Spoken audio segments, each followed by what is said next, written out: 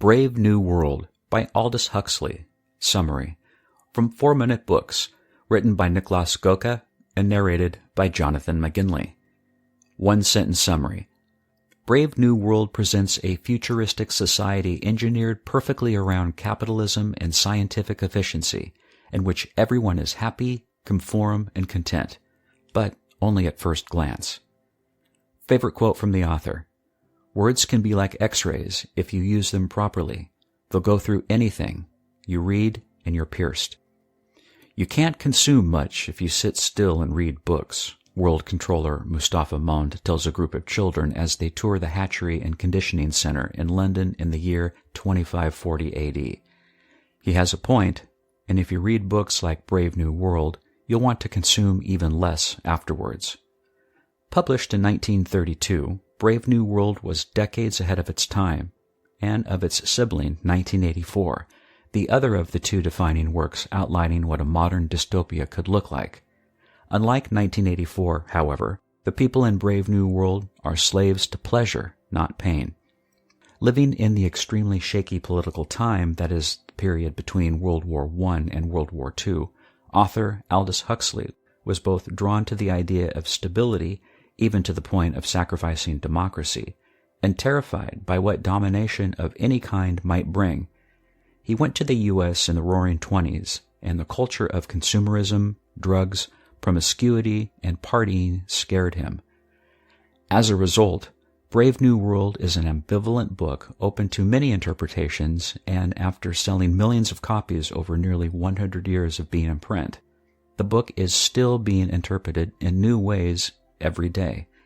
Just in 2020, a new TV show was made, and every year young adults read the book as part of their high school education. Part satire, part prophecy, I recently read this masterpiece for the first time. Here are 3 lessons from this literary classic. 1. If the world were perfect and everything was easy, nothing would have any meaning. 2.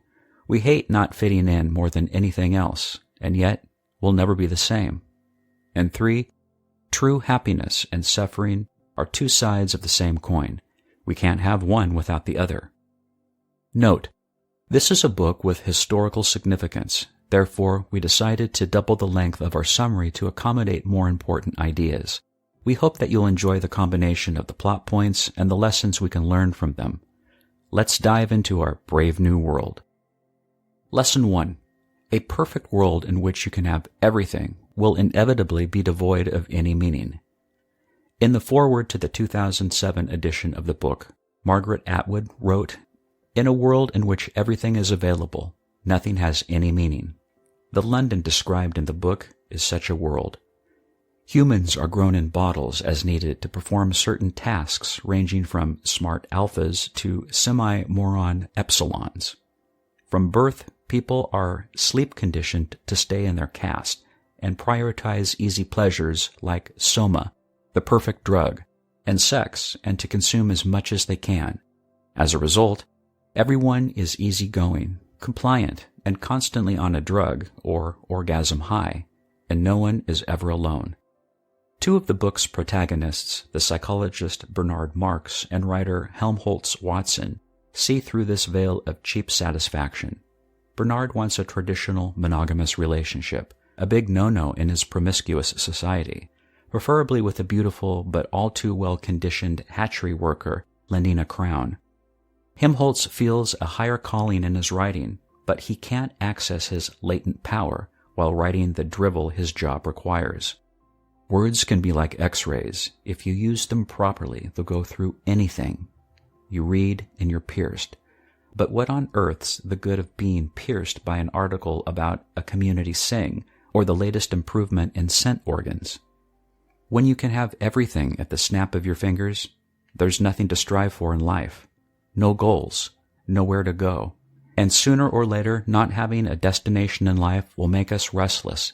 Humans are meant to move, and not just physically. Our brains need to exercise their wits. Our souls lust for creativity and beauty, and not just to see them, but to make them. A constant state of satisfaction is its own kind of prison, and it is this prison Bernard and Helmholtz hope to escape from. one by taking the woman of his dreams on an adventurous trip, the other by penning some daring line and reading them to his students. Of course, both of them get into trouble for breaking the mold, which brings us to the second lesson. Lesson 2.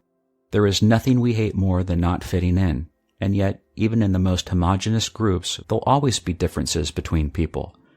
Unlike Helmholtz, who's too smart for his own good, but otherwise a perfect example of an alpha, Bernard is slightly shorter than intended, some mishap during his hatching, and as a result often gets mocked by women, peers, and even his subordinates. Add to that his monogamous tendencies, and you'll have yourself a man whom others wish weren't so odd, including Lenina. No matter how hard he tries to make up for it, however, Bernard can't find any conformity. His drug-induced summer holidays never last, and even attending solidarity service, basically a synthetic music-backed sex orgy, provides no lasting relief. Thankfully, Lenina agrees to accompany Bernard on what's supposed to be a romantic trip to a natural reservation in New Mexico. There, they not only see people living traditionally, giving birth, drinking alcohol, practicing religious rituals, hunting for food, aging, mourning their dead, but also encounter John the Savage. As it turns out, John is the illegitimate son of the director of the hatchery, and Linda, a woman he brought into the reservation years ago who still lives there, hating every minute of it.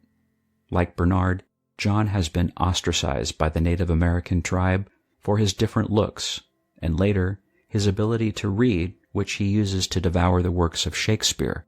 Naturally, Bernard is thrilled to meet someone who, like him, doesn't fit in. You see, he tells John, I'm rather different from most people, I suppose. Yet, that's just it, John confirms. If one's different, one's bound to be lonely. While John and Bernard are the most prominent examples, the further you read in the book, the more you'll realize every one of the main characters is somehow different from the group they're supposed to fit into, and this is the worst source of suffering. Helmholtz wants to write real poetry, but he's not allowed to. Lenina secretly craves some monogamy too, much to the dismay of her friend Fanny. The director of the hatchery loses his post once everyone realizes that he fathered a child. Even Mustafa Mond, the world controller, was originally a man of science who asked too many questions, and that's how he ended up being a controller in the first place, choosing misery over exile.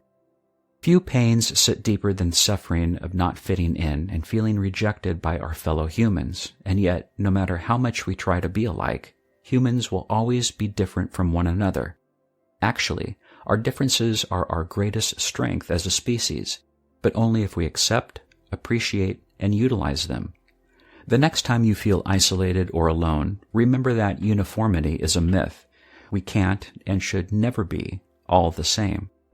It's important to have friends and family and professional peers you can connect with, but our equality lies in the fact that we're all human, not any particular set of traits, behaviors, or abilities. Now, before we get into lesson number 3, if you learned something new from this video, you should download our secret list of the 12 best non-fiction books most people have never heard of.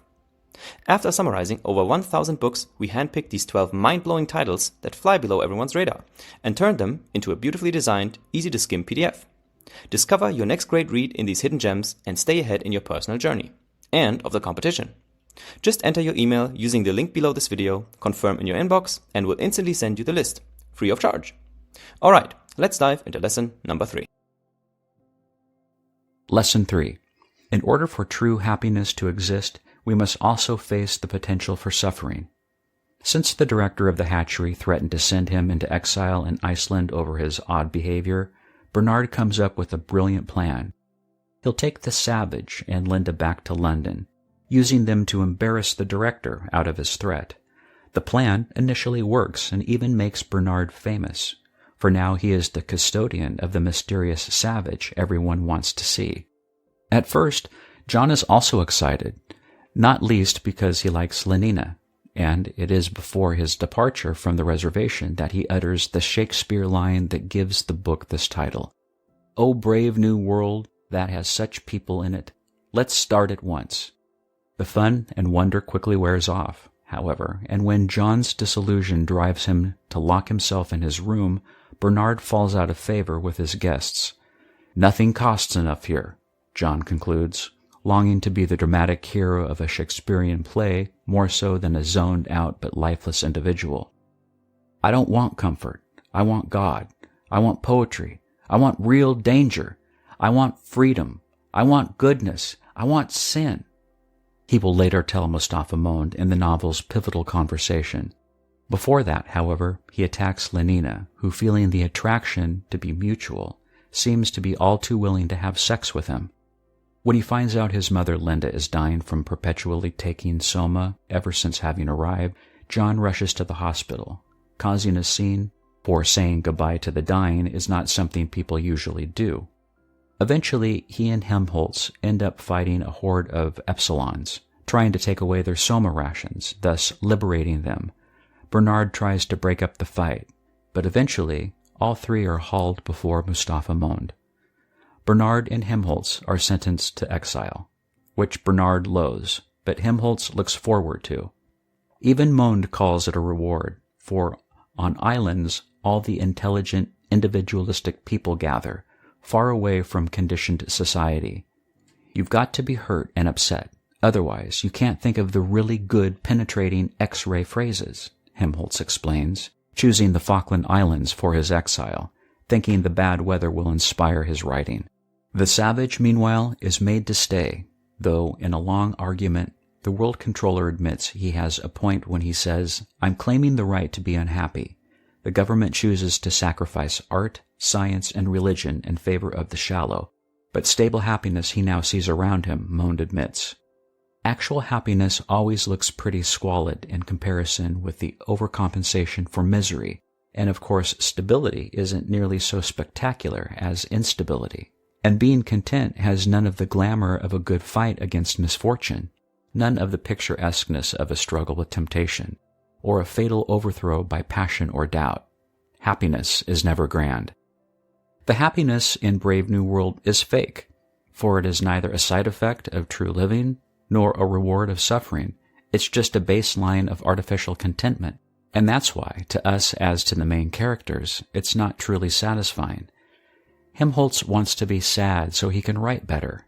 John wants to struggle for Lenina's love. Even the world controller wishes he could explore science instead of abolishing it. What fun it would be, he thinks at one point, if one didn't have to think about happiness. Ultimately, John gets what he asks for. For a while, he lives peacefully by himself in a lighthouse, even atoning for his sins by whipping himself on occasion. When the people of London catch wind, however, they beleaguer him at his home, and the ensuing outrage culminates in an orgy. Realizing what he has allowed himself to become the next day, he hangs himself. Unable to further cope with the fact that everyone around him is constantly coping. Happiness is not something we can manufacture, no matter how hard we try. It's often a side effect, and sometimes a hard-won reward. But true happiness can never be something that we get on tap or by swallowing a pill. If we reject the potential for suffering, we also reject the potential for true, deep, fulfilling happiness. And that's perhaps the most powerful lesson this book can teach us. Hey, this is Nick, the founder of 4-Minute Books, and if you feel a tiny bit more optimistic after watching this video, then you should click through to this next one and learn even more strategies to become a happier, more positive person. Let's go!